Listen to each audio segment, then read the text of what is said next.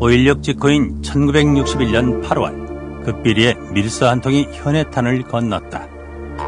수신인은 일본 정규의 거물 기시 전 수상, 발신인은 쿠데타에 성공한 국가재건 최고회의 의장 박정희였다. 두 사람 사이에 오고 간 밀서는 40년이 지난 2001년에야 공개됐는데 한일 국교 정상화 교섭에 대한 은밀한 얘기가 담겨 있었다. 그리고 석 달 후 현해탄을 건너간 박정희는 기시 노부스케를 만나 밀담을 나눈다. 이 두 사람 사이엔 어떤 관계가 있었을까? 기시는 만주국 핵심 관료 출신이었고 박정희는 만주 군관학교를 나온 만군 장교 출신이었다. 두 사람은 이후에도 계속 편지를 주고받는데 현해탄을 오가며 밀사 역할을 했더니 또한 대표적 친일 기업인 박흥식이었다. 일제에 비행기까지 헌납했던 박흥식은 당시 만주에도 투자를 했던 인물. 역사적인 한일 수교 협상은 만주 인맥들의 손안에서 진행됐다. 친일 세력들의 온상이었던 만주 괴뢰국. 역사 속에 묻힌 만주는 우리에게 무엇이었는가? 1931년 대동아 공영의 기치를 내건 일본은 대대적인 만주 침략에 나섰다. 대륙 진출의 야심에 불타던 그들에게 만주는 포기할 수 없는 땅이었다. 그리고 이듬해 청나라의 부의를 내세워 일제의 천병 역할을 할 만주국을 건설한다. 소련의 남하를 막고 대동아 공영의 꿈을 실현시킬 병참기지가 필요했던 것이다. 또 다른 이유는 당시 만주가 항일 투쟁의 본거지였기 때문이었다. 근대적 관료 조직과 기반시설, 문화시설 등을 두루 갖춘 독립국가로 위장된 만주국. 그러나 만주국의 실질적 지배권은 다름 아닌 일본 관동군에게 있었다.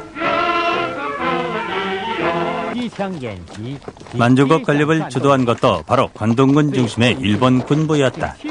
당시 일본의 무력 팽창에 대한 서구 열강들의 견제가 심해지면서 이들에게는 다른 명분이 필요했다. 1932년 일제는 만주국 지배의 정당성을 선전하고 민중을 교화하기 위한 만주국 협화회를 우선적으로 결성했다. 일본인, 조선인, 중국인 등 5개 민족이 화합하는 이상향의 건설을 주창하고 나섰다. 전국적 조직을 갖춘 협화회에는 조선인과 한족, 만주족 등의 대표적 친일 인사들이 대거 가담했는데 이들의 역할은 일제에 충실한 주구로서 민중을 감시하고 선동하는 데 있었다. 이게 소위 민중 조직인데 특무조직입니다. 뭐 서무반이고 특별공작반 이건 완전히 일본 토벌대하고 같이 토벌 댕기는 것들입니다. 독립운동의 산실이었던 만주는 만주국 건립 이후 친일 세력들의 활동 무대가 된다. 이선근은 1937년 황무지였던 이곳에 대규모 조선인 집단농장을 개척한다. 명분은 유랑농민으로 떠도는 조선인들을 정착시키고 농사를 지을 수 있도록 하는 것이었다. 올해 85살인 이승락 씨도 땅을 배분해준다는 말에 이곳에 왔는데 이선근은 안가농장 개척을 위해 개성갑부의 아들인 공진왕과 함께 만몽산업을 설립했다고 한다. 강릉이도 송구고 조이도 송구고 이런 속구도 송구하는 이런 밭을 그에 개척했죠. 원래 안가농장은 한족들이 밭농사를 짓던 땅이었다. 이선근은 한족들을 밀어내고 엄청난 인력을 동원, 대대적으로 축대를 쌓아 수로를 만들어 벼농사를 짓게 했다. 일본을 등에 업지 않고는 불가능한 일이었다. 당시 조선인들 중에는 이를 고맙게 생각하는 사람들도 있었다. 이선근 자신도 훗날 이 안가농장 개척을 자신의 치적처럼 공공연히 언급했다. 1930년대 소위 대동아 전쟁을 준비하던 일본은 불량미 비축을 위해 대대적인 식량 증산 정책을 펼쳤다.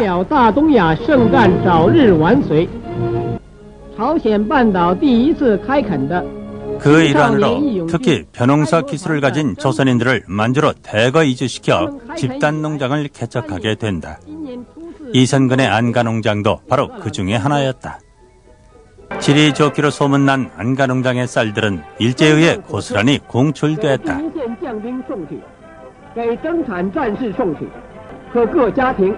대신 공들여 농사를 지은 농민들에게는 옥수수 등 잡곡이 배급됐다고 한다.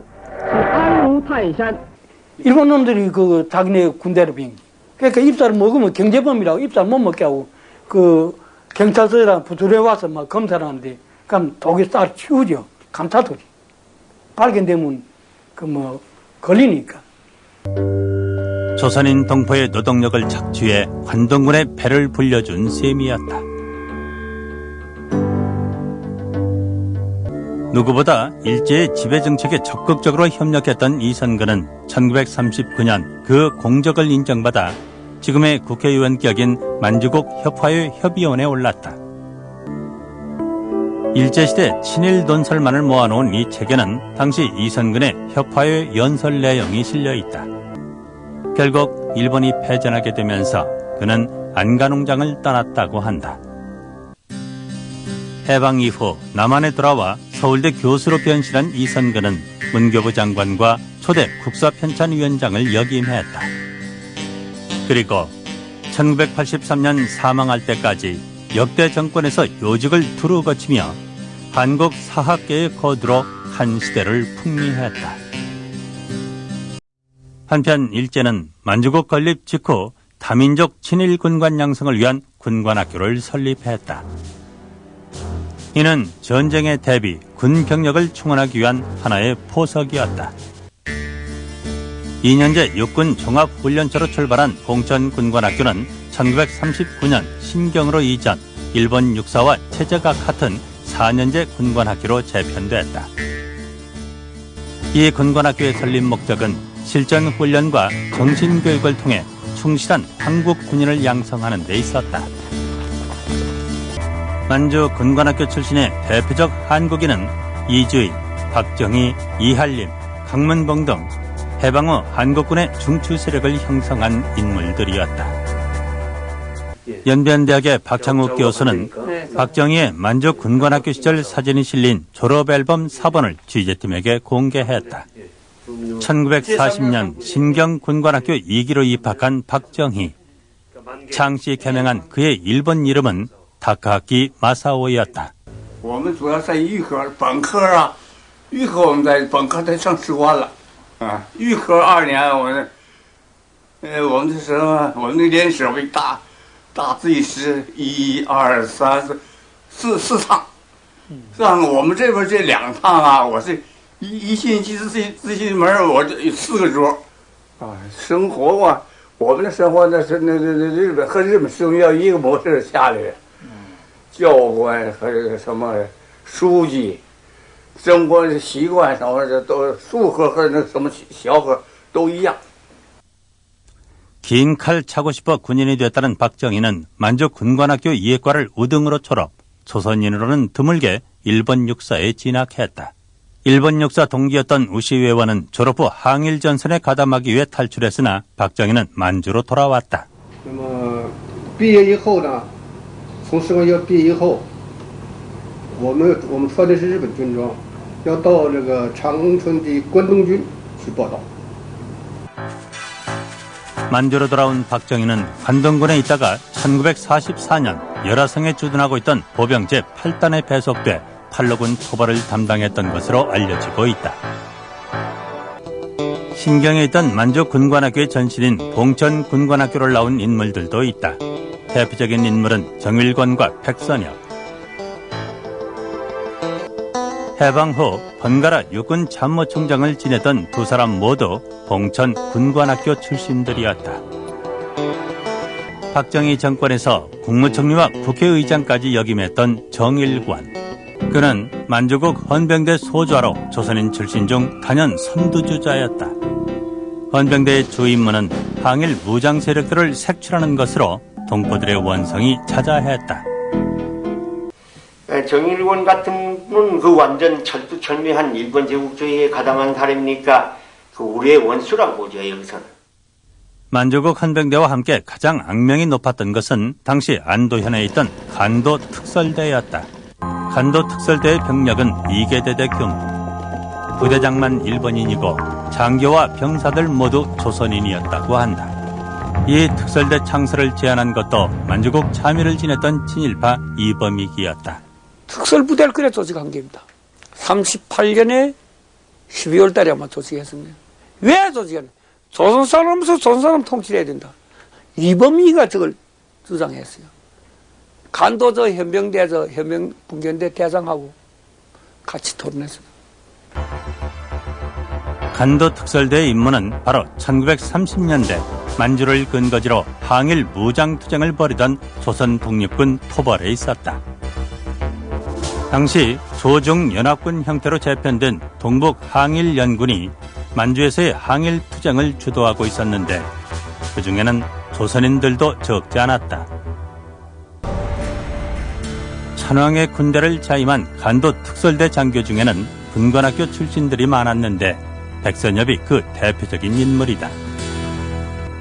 백선엽은 그의 자전적 회고록에서 군관학교 졸업 후 간도 특설대에 3년 동안 복무했다고 밝혔으나 그와 관련된 공식 인터뷰는 거절했다. 한국에 돌아오셔가지고 뭐 일제 협력한 거 아니냐 뭐 그런 오해는 안 받으셨나요? 그 뭐 옛날 얘기 그거 해봐야 뭐라겠어. 일제는 또 만주 통치에 필요한 관리 양성을 위해서 교육기관들을 설립했다. 만주국 최고학부였던 건국대학은 일본, 조선, 중국 등지에서 최고의 수재들만을 선발했다. 그러나 건국대학과 대동학원은 순수한 교육기관이 아닌 국무원 산하의 국책기관이었다. 건국대학에 가려면 학교장 추천과 선발시험을 통과해야 했다. 학비가 전에 국비에서 지원됐기 때문에 조선인 가운데서도 지원자가 적지 않았으나 성적만 좋다고 해서 들어갈 수 있는 것은 아니었다. 이제 반일 교육을 받지 않았다고 인정되는 사람들, 그런 사람들을 추천했지요. 당시 건국대학 2기생들의 출신 지역을 표시한 지도. 이를 보면 조선인 학생들도 적지 않았다는 것을 알 수 있다. 대표적인 인물은 노태우 정권 때 국무총리를 역임한 강명훈이었다. 조선민족 대표 교수로 최남선 선생이 와 있다 이러더라고. 김희독립운동 때 독립선언서 기초하고 뭐하고 했던 정도는 이제 들어서 알고 있었는데 그분이 거기 때문에 거기 가야 되겠다. 그 자리에서 내가 결심한 거예요. 합격만 면 가야 되겠다. 일제에 전향한 최남선은 중추원 참의를 거쳐 만주국 고위 관료인 매부 박석윤을 따라 만주로 건너와 건국대학 교수로 재직 중이었다. 일부 조선인 학생들은 그를 민족 지도자로 따랐다고 한다. 학병을 나갈 때 또 나도 몇 사람하고 같이 가서 어떻게 하면 좋겠습니까 하고 내가 물어본 일이 있어요. 나가라. 내가 너희들 나가라고 그런 것은 일본 천황을 위해서나 일본 군대를 위해 나가는 게 아니다. 우리 민족이 왜 망했느냐? 힘이 없어 망했다. 힘이 중요한 부분이 그 군사력이야.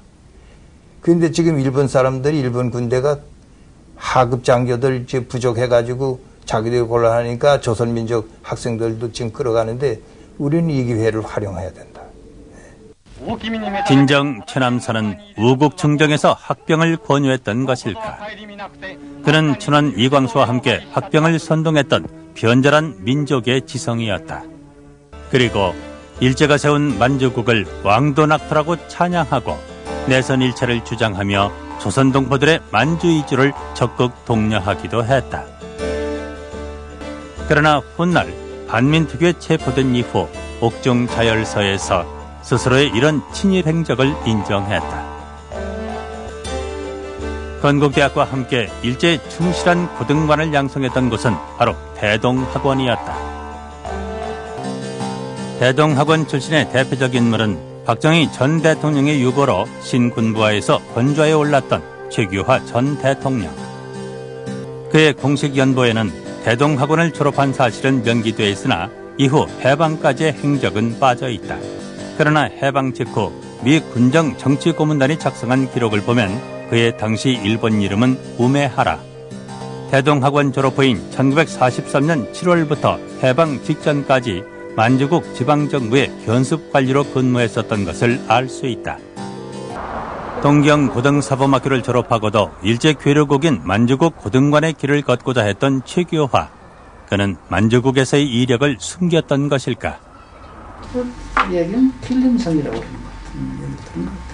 아직 저기 마지막 시험이 있는데 기다리고 있는 중에 광복이 돼가지고 그래서 그 발령까지도 받아보지도 못하고 나왔고 그래서 발령청이 있어야 이력서에 쓰는 거예요.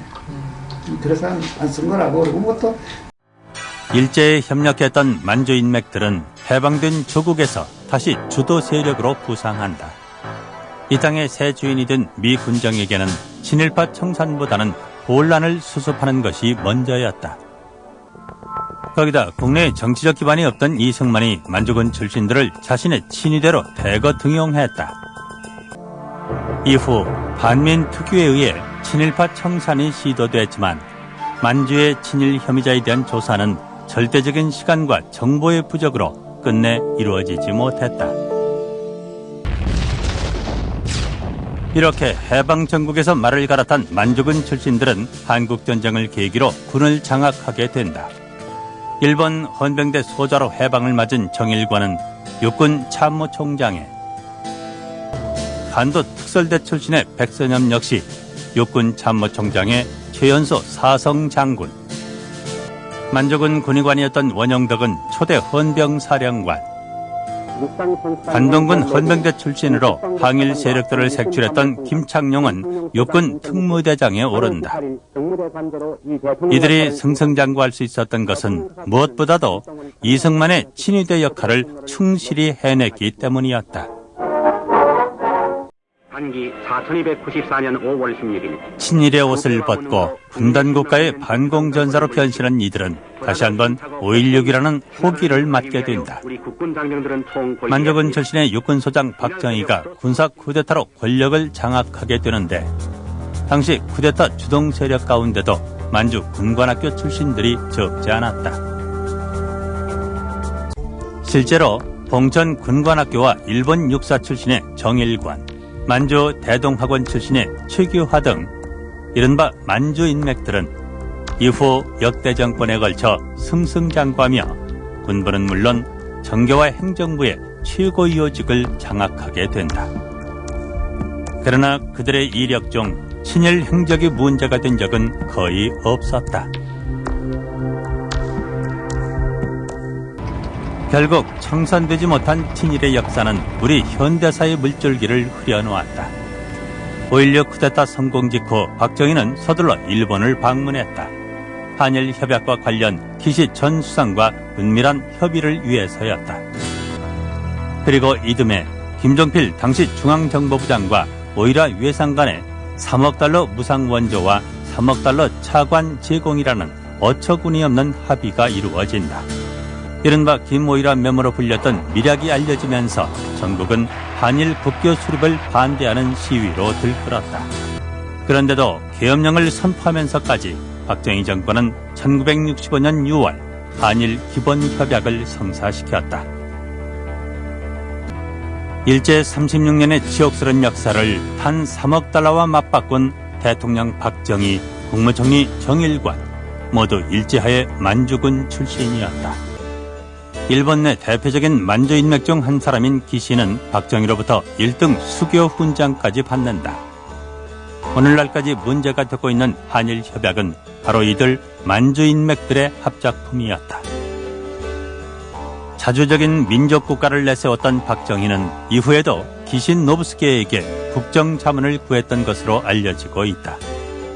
기신은 그의 저서에서 쿠데타 직후 일본을 방문한 박정희가 자신들은 메이지 유신 지사들을 존경하며 새 한국 건설을 위해 좋은 의견을 들려달라고 부탁했다고 밝혔다. 집권 이후 국가주도의 기간산업과 중화공업 육성 등 경제개발에 박차를 가했던 박정희. 이런 개발 방식은 바로 기시를 중심으로 한 일제 관료들이 만주국 건설과 전후 일본 제하관에 사용했던 방식이었다. 유신 독재 정권의 상징처럼 여겨졌던 주민 동원 체제 역시 일제 괴뢰국이었던 만주국의 유산이었다. 전투태세가 완료됩니다. 만주국 지배에 대한 민중의 불만을 억압하고 항일 세력의 침투를 막기 위해 일제가 했던 대로 박정희는 한반도 남쪽에 통제사회를 부활시켰다. 그것은 친일의 잔재를 청산하지 못한 원죄였다.